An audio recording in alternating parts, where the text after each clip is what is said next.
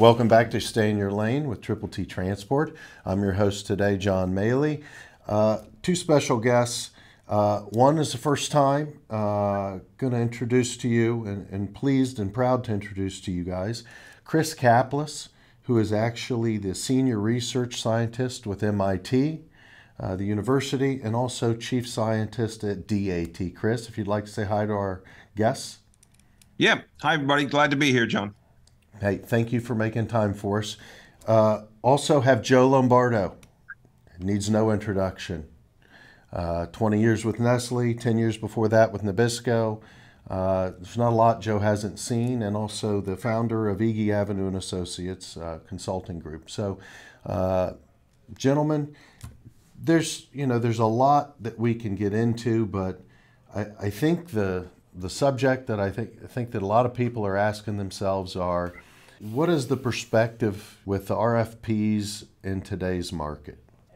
Seeing how some companies' RFPs have fared and weathered the storms, the pricing terms changing, etc. Yeah, I wrote a blog, about a year or two ago, said RFPs are dead, long live the RFP. They're never going away.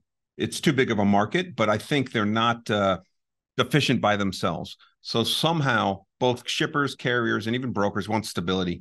And by doing that, finding those lanes that make sense, setting up annual contracts, doing some form of an RFP, whether it's treating incumbents differently, you need something to set up the lion's share of your contracts. Doesn't mean everything should go contract, but I think the RFPs are not going away. But as opposed to when I was running them in the 90s and early 2000s, you'd do a contract rate on a lane that had one load a year. That stuff's going away. So I think you're finding that RFPs make sense for a certain segment of the network. And maybe the length of time will change. And to be honest, the carriers want it to be longer in the good times, and the shippers want it to be longer in the other times. So I think in between that will end up being 6 month to 1 year contracts, but the RFP is not going away. But Joe, I don't know if you disagree with me. You've a lot more experience here. Yeah, no, I agree with you, Chris.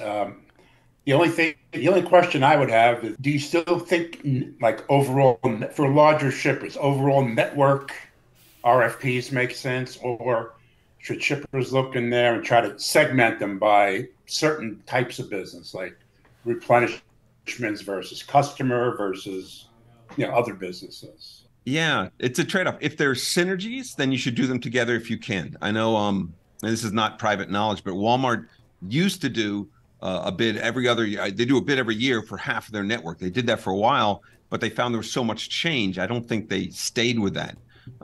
Both sides would like to have a rate stay forever, but we know that no one's a price maker in this industry. I'll take, and the market moves, so no stable rate will be there. But I think that as far as what do you include in your RFP, I don't know too many shippers who do LTL and truckload at the same time anymore, because they really don't have synergies. Intermodal and truckload, sure. Inbound, outbound, I think that makes sense if you can find synergies. But if there are no synergies, then it's easier to do them separately. Okay. Good perspective. You mentioned in there that, shippers want the rates to be longer when the market's in their favor, and the carrier wants the rate to be longer when it's in their favor. Absolutely. With what we've seen in the past 20 years, the major, I would say 25 years, but for sure 20, the industry has gone more to a pricing RFP foundation. Let's say you have a gentleman that takes a job at a large shipper, and he wants to make a mark, right? He wants to show cost savings. He's going to push and drive the low cost initiative, and when he feels the market is in his favor. The reaction for that is when the market's not in his favor, which none of us know when it's going to flip, right? Joe does. Joe knows. He's just not telling us. Well, he's got the magic 8 ball. And when you have the magic 8 ball in your pocket at all times, you see the horses in the background. That's how he makes his money. There we go. He makes go. more money on the horses than he does the transportation. But I think at that point in time, when you lose the collaboration in the relationship that the foundation is based off of service, commitment, and trust. Those are 3 big words, right? especially in transportation. So your foundation was that, and now you're going to a foundation based on pricing. We've seen consultants come in and bring in multiple outside carriers to try and show an outside perspective that maybe, to your snowflake term, Chris, aren't apples to apples with what actually the shipper's needs are and the service levels are. When we see this happen, it changes the relationships foundation that was previously there based on the service, the trust, and the commitments. And then we start to see fallout networks. We see things change. But when it is healthy, what messages are you sending to your providers if you're a shipper? Well, let's get real. It's a cost center. Transportation is a cost center. You can try to position it as a strategic tool, but I think you're overly, I don't agree with your characterization, because I think every transportation manager is torn between this, because their job is to be as efficient as possible. And typically what happens is what you described is when it's a pure procurement play. And so if you're in a company that has the CPO, the chief purchasing officer, procurement officer is in charge of it, yeah, they're going to go for that immediate cut. But most transportation professionals fight that. And I work with all these professionals across different companies. At DAT, we have over, 1,000 shippers that we work with at different levels of engagement. And they all struggle with, how do I convince my CFO that it's not just about the contract rate? How low can I get this? Because they pay the price for service. And I think so. It's the same thing could be said about carriers. Let's not forget the pandemic, John. Right. You saw the rates go through the roof. And the same thing, and the shippers were saying, hey, I thought we had a relationship. Now you're coming back with a rate going up every week. So the arguments just flip back and forth depending on where the market is. Overall, I think most people who have to manage it day to day and they own it are very concerned about service, trust, but also cost. You have to get that into account. But I don't know anyone who runs an auction or runs a bid takes the lowest cost. I've only seen that once in the 15 years I ran bids, and it was with a consultancy. Most shippers will say, "No, what? I need this incumbent. I'm going to favor them by X%. I'm going to do something else." You get the business optimal, not the rock bottom. And the trick was you never show the raw savings to a VP, right? Isn't that the rule? Because then they take that as the new target. So I think overall, yes, we want that. We want relationships, but you got to keep cost into account. So we agree 100%, okay? If I have a network, like you talked about segmenting it, Joe, if I have a network, I'm going to identify, number one, my value-added customers. The value-added customers are the people that we cannot be late on, that require that high service level, that have consistent freight. And I'm going to want to lay that off with my high-value providers that are competitive, but maybe not the lowest cost. That relationship, that trust, have all those things. So we're going to take care of those people in that market or that segment of our business then.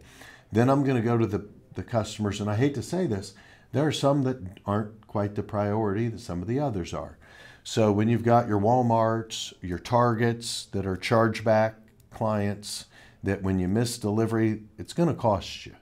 When you don't hit a MIT DAT date or a required delivery date or a must be here by date, it's going to cost you. So you may save $100 or $200 in shipping the freight, but it may cost you $1,000 or $900 or $1,500 for being late. That's not a cost savings that makes sense for someone in transportation.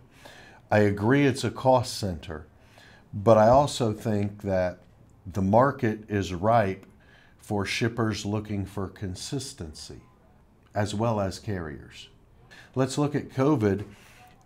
Prices went sky high, capacity got tight, right? I ended up covering all of my competitors' volume that they failed on with a lot of my shippers. And the pricing that we had in place, we were able to keep with our volume. And when we had to go outside for additional capacity, where we didn't have commitments to cover our clients' freight, we stepped up and had to cover that. And yes, there were premiums. But at the end of the day, if that shipper would have awarded us more volume in the RFP, they would have been on base for a lot of that, like we were able to provide on our volume. So there's different ways to get commitments and to get that capacity. I think the struggle we run into is that it being a low cost target. So, Chris, I have one shipper I know of that actually bases their whole projection and goals off of DAT's numbers. Mm-hmm. They want to be 5% under what DAT says the pricing needs to be. Okay. But they're a multi-stop shipper, 5 to 9 stops on a shipment. And it depends what part of DAT. We don't really do much with multi-stop. To be honest, that's more so that'd be hard to compare. You wouldn't want to compare multi-stop to that. Right. But the numbers are out there. But the numbers are out there. Well, you can compare it to air freight. Numbers out there for that too. So if you compare multi-stop to direct single stop, point to point, then it's different. The multi-stop will always cost more, and carriers hate multi-stops, right? Because it increases the per stop charge. So you will never be at DAT single. You have to do apples to apples. Exactly. Apples to apples. So yes. Moving forward, when we've gone a year and a half past what we would consider the COVID time period, right? The economy's flirting with recession, but shipping volumes are down. We've seen attrition for the first 6 months of the year. All those things are happening. What do you think is a suitable time period from where we are now moving forward for an agreement on an RFP? It depends on the lane. Shippers have a portfolio, right? They have different ways they can segment their network. And you can think of it in terms of 3 big buckets: dedicated, contract, spot, or dynamic. And so too long, shippers have been using that big hammer of a contract for everything, but they're getting more sophisticated now. And some have been sophisticated for years and years. Dedicated, you can carve that out. And if it makes sense, that's the thing that you want to try to do because you have the better service, but you need to have very balanced lanes, high volume, and have that go. For contract, what we find is that, 85% of the volume happens on maybe 15% of the lanes, right? That's the ones you want to contract. Those majority of the lanes, you don't even need to have a contract on it. Ride the market because you'll end up riding it anyway. So I think the way to segment is to think about the characteristics of, yes, the customer you're serving, but also the characteristic of a lane. You don't want to have a dedicated route on something that ships once every month, right? It doesn't make sense. So use the right relationship for that part of the network. And I know this is something, Joe, you did when you were at Nestle and everything. You look at this holistically. You don't have one hammer. Everything's not the same nail. Early 2000s, we would try to do sometimes even 18-month. Well, that's not realistic anymore. Then you had companies like PepsiCo that they said we bid every year, regardless. Every April we're throwing a bid, or December we're throwing a bid out there, regardless what the market says.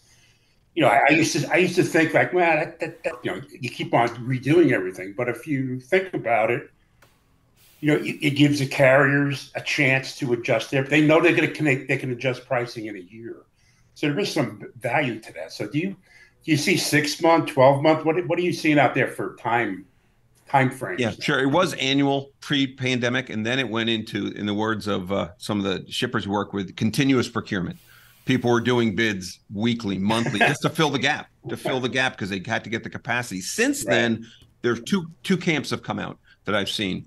There are the people who are saying 6 months, and then there 3 camps. There's the opportunistic one. We're going to do a bid because the rates are low, or they're holding off. They're waiting to see how low it gets, right? And then the people who are going to say, no, we're going to do it more frequently because it's so uncertain. Setting up a contract for a year when the rates, you don't know where the rates are going to go. So let's keep it shorter. When it gets a little more certain, then they might go back to a year. So I still see a lot of annual contracts. But the thing with a contract, 6 months in, the market gets tight, the carrier might say, hey, these rates, I got to get them increased or I can't serve these lanes anymore. Just like the shipper might come back and say, hey, the market's really dropped. So it always gets revisited to some degree. Chris, Joe, guys, I hate to cut you off, but I think we're going to pick this subject up next week. For everyone else there, thanks for watching Stay in Your Lane, brought to you by Triple T Transport. Until next week. Continue watching on the next episode of the Stay in Your Lane podcast.